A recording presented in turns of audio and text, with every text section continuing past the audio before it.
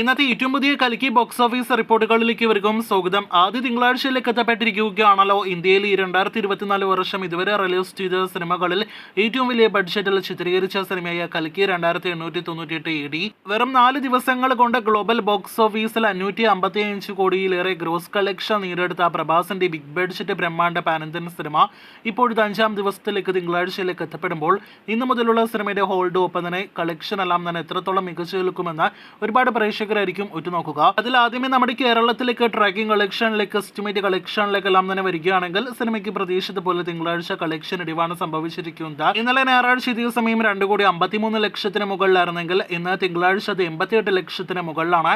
ഇപ്പോഴും മികച്ചൊരു ഹോൾഡ് സിനിമയ്ക്ക് നിലനിർത്താനായിട്ട് കഴിഞ്ഞിട്ടുണ്ടെങ്കിൽ പോലും ഇന്നലെ 4 കോടിയിലേറെ ഗ്രോസ് കളക്ഷൻ നേടിയെടുത്ത സിനിമയ്ക്ക് ഇന്ന് 2 കോടിയിൽ താഴെയായിരിക്കും കേരള ഗ്രോസ് കളക്ഷൻ എന്നാണ് ട്രാക്കിംഗ് കളക്ഷനിൽ നിന്ന് നാം മനസ്സിലാക്കുന്നത്. അപ്പോൾ ആകെ മൊത്തത്തിൽ നോക്കുകയാണെങ്കിൽ കൽക്കി എന്ന സിനിമയ്ക്ക് ഇപ്പോഴും മികച്ചൊരു ഹോൾഡ് ഉണ്ട്. എങ്കിലും ഞായറാഴ്ച അപേക്ഷിച്ച് നല്ലൊരു കളക്ഷൻ ഇടിവിന്ന് സംഭവിച്ചിട്ടുണ്ട്. ഒരു പക്ഷേ ഇതൊരു ഓഫ് സീസൺ അല്ലായിരുന്നുവെങ്കിൽ ഇന്നും സിനിമയ്ക്ക് 2 കോടി രൂപയ്ക്ക് മുകളിലെല്ലാം തന്നെ കേരളത്തിൽ കളക്ഷൻ ഉണ്ടാകുമായിരുന്നു എന്നാണ് നാം മനസ്സിലാക്കുന്നത്. ഇന്ന് കേരളത്തിൽ 5ാം ദിവസം 1,50 ലക്ഷം 2 കോടി റേഞ്ചിൽ കളക്ഷൻ പ്രതീക്ഷിക്കുന്ന സിനിമ അങ്ങനെയെങ്കിൽ 5 ദിവസങ്ങൾ കൊണ്ട് 14 കോടിയിലേറെ കേരള ഗ്രോസ് കളക്ഷൻ നേടിയെടുക്കുന്നതാണ്. 14-15 കോടി റേഞ്ചിലായിരിക്കും സിനിമയുടെ 5 ദിവസത്തെ കേരള കളക്ഷൻ എന്ന് ഉറപ്പാക്കപ്പെട്ടിരിക്കുകയാണ്.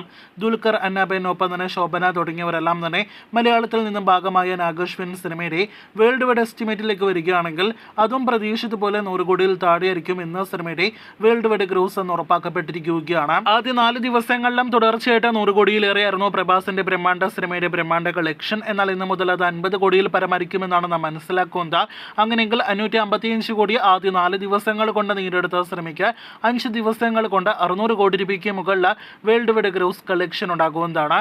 600-620 കോടി റേഞ്ചിലായിരിക്കും അടുത്ത ഒഫീഷ്യൽ കളക്ഷൻ പോസ്റ്റർ വരിക എന്നാണ് നാം പ്രതീക്ഷിക്കുന്നത്.